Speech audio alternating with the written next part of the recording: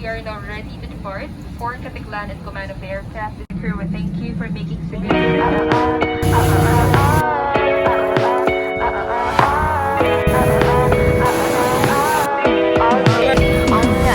Hi guys.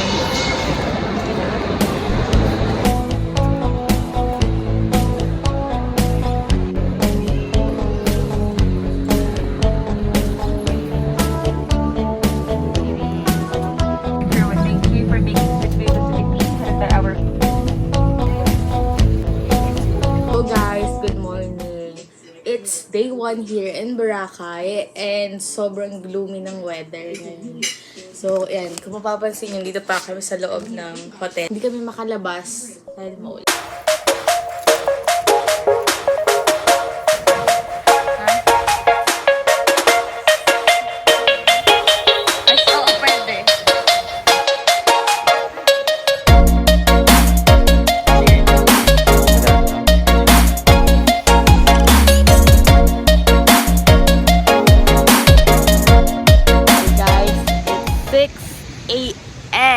In the morning, and as you can see, wala ganun tao sa Boracay, and Monday na kasi, so ang dami na nakauwi.